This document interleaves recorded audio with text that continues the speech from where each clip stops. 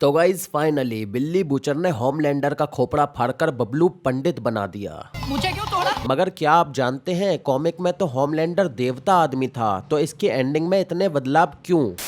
Hey guys, कैसे हो आप? तो मैंने भी काफी लंबे समय के बाद द बॉयज का सीजन 5 देख लिया और ये सीजन मुझे कैसा लगा, क्या आपको भी देखना चाहिए, इसी के बारे में बात करेंगे। हाँ, वीडियो में कुछ स्पॉइलर हो सकते हैं तो अपने रिस्क पे देखें। सबसे पहले बात कर लेते हैं कि इसमें हमको क्या स्टोरी देखने को मिली। तो बस इसमें हमको यही देखने को मिला कि होमलैंडर खुद को पूरे सीजन में सुपीरियर साबित करने में लगा रहा। बस वो लोगों से यही चाह रहा था कि लोग उसी को ही भगवान समझें। तो ये सीजन शुरू होता है वहीं से जहां से अपने बॉय सूप्स को मारने के लिए वायरस तैयार कर लेते हैं और वो इस वायरस की टेस्टिंग के लिए किसी सूप को ढूंढ ही रहे होते हैं, तभी उनके हाथ लग जाता है सोल्जर बॉय। फिर वो उस वायरस को धोखे से सोल्जर बॉय पे ही छोड़ देते हैं, मगर बाद में उनको पता चलता है कि सोल्जर बॉय अभी भी जिंदा है और वो मर नहीं सकता। उसने कंपाउंड बी नहीं बल्कि V1 नाम का एक सीरम है वो लिया हुआ है। यही चीज पता चल जाती है होमलैंडर को भी। फिर वो पूरे सीजन V1 को ढूंढने में ही लगा रहता है। दूसरी तरफ बॉयज की टीम भी B1 को ढूंढने में लगी रहती है। वो चाहती है होमलैंडर से पहले वो ढूंढ लें। बस मोटा मोटा यही स्टोरी है और इसी के इर्द गिर्द पूरा सीजन घूमता रहता है। अब अगर इसकी ब्रूटैलिटी की बात करें तो वो थोड़ी हमको कम देखने को मिली है, वैसी नहीं देखने को मिली जिसके लिए ये शो जाना जाता है। और एक शिकायत और है यार मेरी इसको लेकर, वो है किमिको के कैरेक्टर को लेकर। गाइज आप बताओ, क्या तुम्हें नहीं लगता था कि किमिको का कैरेक्टर जो गूंगा था वो ज्यादा बेस्ट था? बाकी अगर सोल्जर बॉय की बात करूं तो उसका ऑरा तो फालतू में ही बड़ा रखा है, हम उसको कुछ करते हुए तो देखते भी नहीं है। इवन हम ये भी नहीं जानते कि सोल्जर बॉयज की पावर कितनी खतरनाक थी और वो क्या क्या कर सकता था। जितनी आसानी से होमलैंडर उसको बर्फ के ताबूत से बाहर निकालता है, उतनी ही आसानी से वापस भी डाल देता है। अब अगर उस कैरेक्टर को लेकर थोड़ा और ज्यादा इंटरेस्टिंग बना देते इस शो को तो क्या ही चला जाता।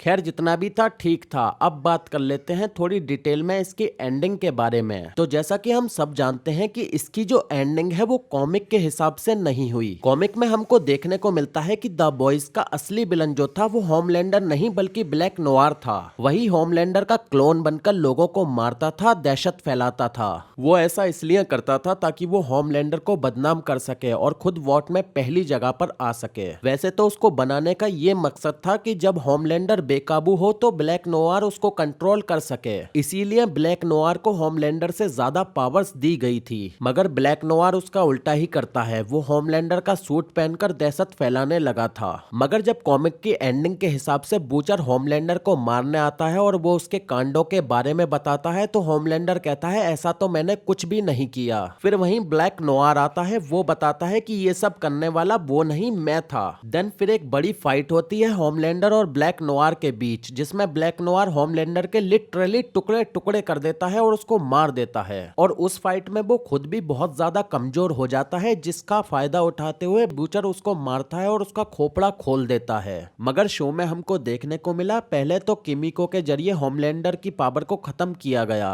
देन फिर बूचर ने होमलैंडर को बेबस करके मार डाला।